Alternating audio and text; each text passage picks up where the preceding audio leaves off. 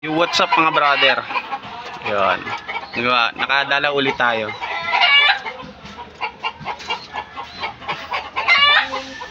Two pairs. Binuksan ko na lang yung ano, yung cage nila no, para anytime pwede sila bumaba dyan. Tawag dito mga brother kasi binabarat yung mga ibon natin eh. So naisip ko na ano na lang, siguro i-postpone na lang muna natin yung pagkikwit. Nakakapunta naman ako dito anytime. Pag rest day lang pala, anytime.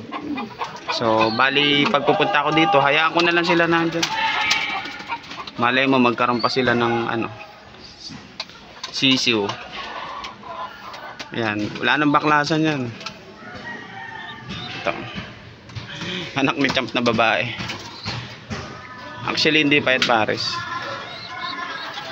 Kasi itong blue bar na to mga brother, may makikipag-collab sana ako dun sa ano, sa Kakden. So ayun, may ano tayo, may tropa na may muller din. So balak namin mag-collab dito sa blue bar na to. Kaya hiniwalay ko siya dun sa pares na Melo line na pied. Ayan, kumahaba na nga yung mukha nito lalo. Kumaganda na. In-offer niya siya na lang daw mag-breed. Pumayag naman tayo. Ayan, kaya naka-break na siya ngayon kung kondisyon natin. Kasi binabarat yung mga alaga natin eh. Tuloy na lang natin. Ayan, nakahiwalay siya. Kasi kapag collab tayo no, usapan namin bibigyan niya ako ng sisiw dun sa ano, kasi kak yun sa kanya. Ito hen, muller din yung kanya, kaya collab kami muna. So kapag meron na akong kak, if ever no, mag-success yung collaboration namin at bigyan niya ako ng kak, may pamaris na ako dito sa isang spare na to. Isperhin yan eh. Kasi ito yung pares niya dapat nung ano, nung muller hen natin. Ayan, binaklas ko muna. Tapos pinapares ko rito. Ayan, naglilinis akong loop mga brother eh. Naisipan ko lang mag-video saglit. Di ba nakaraan kasing vlog natin, ano, ayun nga, binibenta natin, maalaga natin. Kaya lang yung mga nag-PPM kasi sa akin, binabarat yung ibon.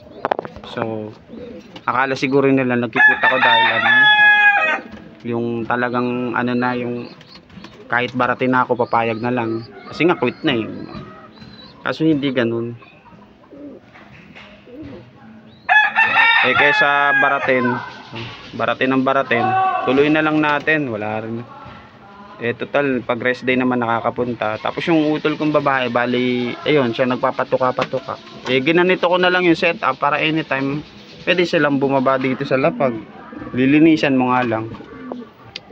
Ayun, every rest day natin. So ito naman,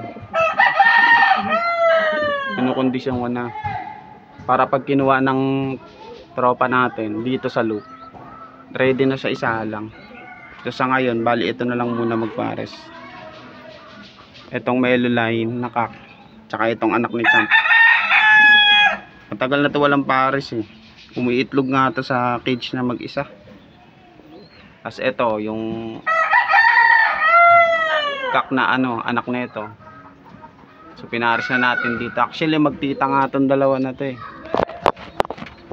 Ayan. Kasi ito at saka to, magkamag-anak sila eh. Magtita nga, pinaris natin. Line breeding. So ayun lang mga brother, maraming salamat. Tutuloy ko lang tong ano, tuloy ko lang yung paglinis. Ayan.